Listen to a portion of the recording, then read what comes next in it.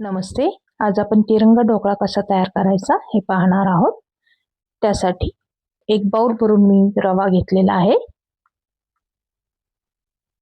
तसेच अजून थोडासा रवा घेतलेला आहे मी. त्याच्यामध्ये आपल्याला 1 चमचा साखर टाकायची आहे. तसेच चवीनुसार आपल्याला मीठ देखील त्याच्यामध्ये टाकायचे. त्यानंतर आपल्याला अर्धा बाउल दही घेतलेलं आहे मी त्याच्यामध्ये टाकायला.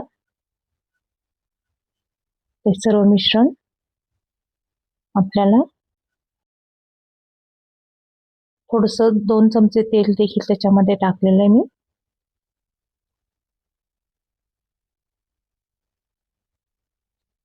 थोडंसं एकत्रित करून घ्यायचे मिश्रण. त्यानंतर थोडं थोडं पाणी टाकून आपल्याला हे मिश्रण मिक्सअप करायचे.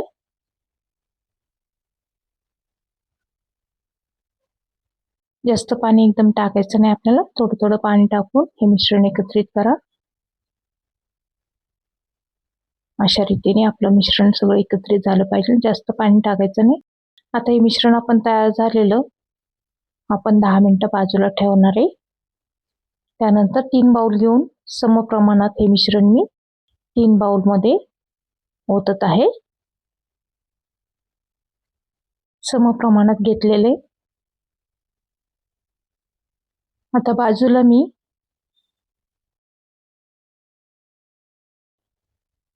मी गाजर आणि पालक याचं प्युरी करून ठेवलेली आपल्याला कलरसाठी.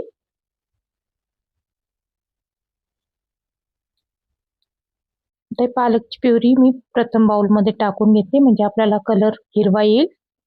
अशा रीतीने मिक्सअप करून घ्यायचं आपल्याला. एका बाउलमध्ये पालक प्युरी तयार करून घेतलेली मी. आता दुसऱ्या बाउलमध्ये आपण गाजर याची प्युरी देखील टाकून घेत आहोत. ते देखील मिक्सअप करायचे आपल्याला. जास्त पातळ नाही करायचे. अशा प्रकारे आपले 3 कलर आपल्याला दिसत आहेत. आता पहिलं कलर म्हणजे हिरव्या कलरमध्ये मी थोडंसं बेकिंग सोडा किंवा इनो टाका. थोडंसं सगळं व्यवस्थित मिक्सअप करायचं आहे आपल्याला. अशा रीतीने आपला ग्रीन कलर तयार झालेला आहे. आता बाकी ढोकळ्याच्या भांड्याला मी थोडंसं तेल लावलेले. तर पहिला लेअर म्हणजे आपला ग्रीन कलरचा लेअर आपल्याला द्यायचा आहे. बाजूला एका भांड्यामध्ये मी पाणी उकळत ठेवलेले.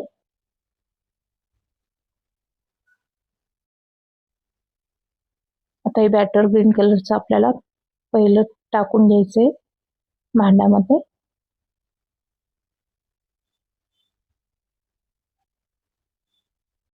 व्यवस्थित टाकून घ्या. मग अशा प्रकारे व्यवस्थित रीतीने आपण ग्रीन कलरचं बॅटर टाकून घेतलेलं आहे. आता डबा आपण उकळत्या पाण्यामध्ये ठेवून टाकायचं. छान कलर दिसतोय आपला.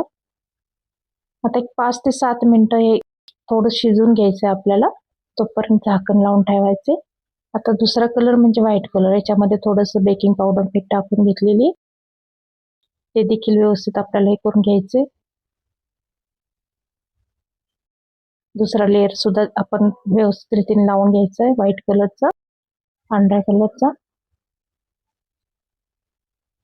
तर त्यानंतर त्याला देखील 5 ते 7 मिनिटं ठेवून आपण आता तिसरा कलर ऑरेंज कलर याच्यामध्ये देखील बेकिंग सोडा थोडासा टाकलेला आहे. ते देखील व्यवस्थित फेटून घ्यायचं त्याच्यामध्ये. सुंदरसा ऑरेंज कलर आपला दिसतोय बघा. आता तिसरा लेअर म्हणजे आपल्याला व्हाईटवर ऑरेंज कलर आपण टाकत आहोत. हे आपलं पूर्णपणे आपलं व्यवस्थित तिन्ही कलरचे बॅटर आपले टाकून झालेले आहेत. आता परत झाकण ठेवून आपल्याला 10 मिनिटं तो ढोकळा शिजू द्यायचा आहे. आता बघा सुंदरसा आपला ढोकळा जाळीदार तयार झालेला आहे. आता त्याचे आपण व्यवस्थित पीसेस करून घेत आहोत. छान जाळी सुटलेली ढोकळ्याला तुम्ही पाहू शकता. व्यवस्थित पीसेस करून घेतल्यावर त्याच्यावर आपल्याला छान फोडणी घालायची. सुंदर असा आपला ढोकळा तयार झालेला आहे. असा ढोकळा तुम्ही तयार करून पहा घरी. लहान मुलांना देखील आवडेल. कलर पण सुंदर दिसत आहेत. पौष्टिक असा आपला हा ढोकळा आहे. व्हिडिओ आवडला असल्यास लाईक करा, शेअर करा, सबस्क्राईब करा. बघा छान असे कलर आलेले ढोकळ्याला. तिन्ही कलर व्यवस्थित छान दिसतात. आता फोडणीची तयारी केली तर भांड्यामध्ये थोडंसं तेल घेतलेले. तेल गरम झालं की त्याच्यामध्ये थोडीशी मोहरी टाकलेली.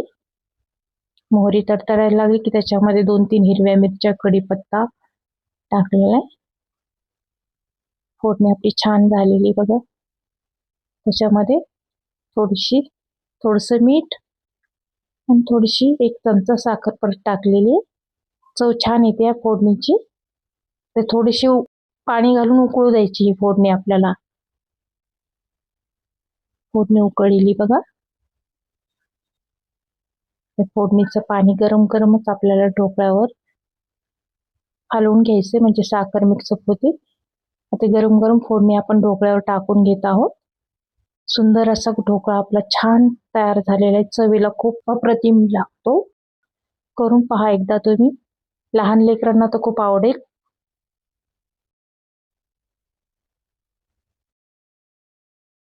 थँक्यू.